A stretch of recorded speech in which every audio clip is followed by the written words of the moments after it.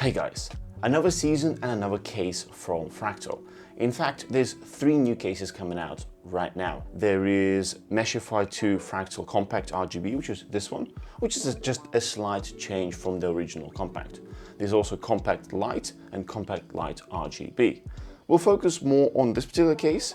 Just consider that the other cases are more budget friendly, therefore they have some sacrifice that they've made to make them cheaper. Let's get right into it. The main difference from the older non-RGB variant is the fan configuration. The older case comes with 240mm fans at the front and 120mm fan at the back for exhaust. As you can see here, all 4 fans are RGB and they are all 120mm in size. But it nicely fills up the whole case and, well, you get an extra fan, which is kind of nice. One thing I like about these fans is that you can actually daisy chain them both on the RGB. As you can see, you can just plug them all in, and the same on the fan control as well, which just helps a lot with cable management later down the line. But we'll get into that when I do the actual build and give you some feedback on it. As you can see, based on the size, you can fit in a full-size ATX motherboard, and you've got grommets all around the motherboard. You've got them down the bottom here, to the side, so this part is probably going to be best for the graphics cards cables, and you've got one up here and even 2 at the top, which gives you full coverage and you can route your cables whichever way you want. At the back we have, well, gazillion cables as you would with RGB and fan headers. The usual spot for the accessory bag, or in this case accessory box, which includes your typical mounting screws, hard drive dampeners and a standoff tool, so you can move the standoffs around at the front. As you can see, it comes with a hard drive cage with 2 included slides. And the drive cage can be moved forwards and backwards, but be considerate of the size of the power supply that you use, because you're still going to need to have some space for all the cables to be routed around. On the back, we also have 2 SSD mounts, and I like these ones because you can just take it off, screw the SSD together, just then go in, mount it back up, and just tighten it. Again, make sure that you plan for the cables where you want to have SSD pointing up or down, but that's really up to you. This case as a whole does support different kind of hard drive configurations. In default config, it has 2 2.5-inch mounts and 2 universal mounts supporting both 3.5 and 2.5-inch drives. And you can buy extra brackets to install more drives under the motherboard or in the top position if needed. Check out this page with all kinds of possible locations. It gives you quite a bit of flexibility, but I actually stopped using spinning drives for a little while now since we have a NAS. Let's pop back over to the front and check out our cooling and graphics card compatibility. So for the graphics card, the maximum length of the graphics card is 345mm, and the cooler height can only hit up to 169mm. So make sure that you don't buy a really huge tower cooler, or maybe go down the water cooling level instead. For radiator support, we can actually fit different radiators. You can go 280 at the front or even 360, and you'd need to take out these little plastic inserts to account for radiator and fan mount. You can also fit 240mm radiator at the top, but do consider if you install a radiator at the top, you will have limitation on RAM. I believe Fractal mentions 40mm height, so that might interfere, so be mindful of that. If you really wanted to, you can also install 120mm radiator at the back, but you can definitely stack up this case with a bunch of cooling. If you just want to go with air cooling and just stack up with fans, it supports up to 720mm fans. As you already have 4 installed, you can install 2 more fans at the top, and you can install 1 more fan down below on the bottom of the case, just behind this cover. The nice feature in this case is actually the filtration.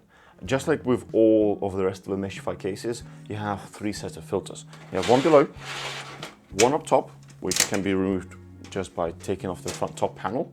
Just all very reasonable, very easy.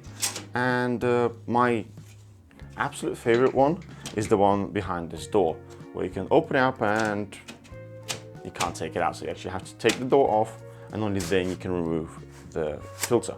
I'm not a fan of this. I'll be honest with you, I've mentioned this in the other reviews. This over time will break, and depending how often you clean it, maybe you're dirty and you don't want to really clean your PC, then they'll probably last forever. But over time, these little plastic hinges will probably break off and you'll be stuck with the front panel that you can't reattach without, I don't know, using some tape or something. While I'm messing around with the top, actually, one of the things I really like is this top pad plate, which you can actually remove. Therefore, you have extra access for all your components. And if you're mounting water cooling, then you can actually mount it all to this plate first and then kind of put it in at the end. And it's always been out of the way, and you can route all the cables and so on later on. It just makes it a little bit more convenient for working a case, which is not the biggest, but it's not necessarily small either. Lastly, as far as the case I/O goes, we have two USB 3s, you've got USB Type-C, we have microphone as well as headphone ports. And lastly, we have RGB control. This is a dual purpose button, so you can click or hold down for 2 seconds to change modes. Check out this page with the full options of what is possible. But generally speaking, a case like this with RGB, I would just plug in the RGB header into your motherboard and control it all from the software. Because then you can start linking up all your devices to be in a similar color scheme and whatnot. I think that's it from the general overview of the case. It looks pretty good from what I'm seeing, but let me just build our standard test rig in it and I'll give you some more feedback and get you the benchmark results of what does it actually perform like. With a bit of movie magic, the system is now built, and I must say it looks really nice. In fact, after I was done building, my wife came in with some coffee, stopped at the door and said, "Ooh, pretty. That's RGB for you."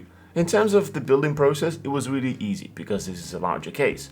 Just like in Fractal Meshify Mini, there is a central standoff point to hold your motherboard in place while you screw everything in, which is a nice little comfort feature. This tower itself is plenty big for most people, even if you load it up with motherboard and multiple expansion cards. At the back there's reasonable space for cable management, even with hiding them out of sight, but that would change if you stuff it with multiple drives. So in that scenario you would need to be a bit more tidy than I was. While doing my rough cable management, I actually pulled out one of the velcros completely, and then faffed around for a few minutes trying to put it back in, only to realize I was actually trying to use the wrong hole. Joke's on me, I suppose. If you run into this problem, try not to put it through the hole, but rather just behind the plastic lip. With the general things out of the way, let's check out the performance of this setup. Just a quick reminder, we're using Intel 8700K test bench inside with AMD 6700 XT. Both have settings locked for consistent results. First test is noise normalized results at 35 dBA, where it delivers slightly lower temperature than its smaller siblings on the CPU, but slightly warmer on the GPU. When we remove the brakes and hit it with 100% fan speed, we get loads of airflow, and the temperature drops way down to 70 degrees on the CPU and 78 on the GPU. But the system gets much louder, peaking at 51.2 dBA. This is way above comfortable level, and I would only recommend you having it like this if you occasionally need to render something and need extra airflow. As a comparison, both Mini and Nano peaked at below 38 dBA, but they also had less fans. Which brings me to the conclusion. The more cases we check out, the more I struggle to recommend things for you guys. Personally, I prefer smaller cases, but that is because I like the challenge and tinkering with them. This is why we did that custom water cooling loop in Fractal Torrent Nano. On the other hand, cases like this compact looks good and are easy to work with, and as demonstrated here, have good performance too. The last variable is price. This compact RGB comes in at $139.99 in US dollars or 235 Singapore dollars over here. That is not the most budget friendly, but you get a proper case with plenty of flexibility as well as 4 RGB fans. If money is a bit of a problem, then you still have a cut down light version, so there is something for everyone. Let me know what you guys think. And if you want to check out any of the items covered in the video today, the links are in the description below. I hope you found this useful. Don't forget to smash that thumbs up and subscribe for more.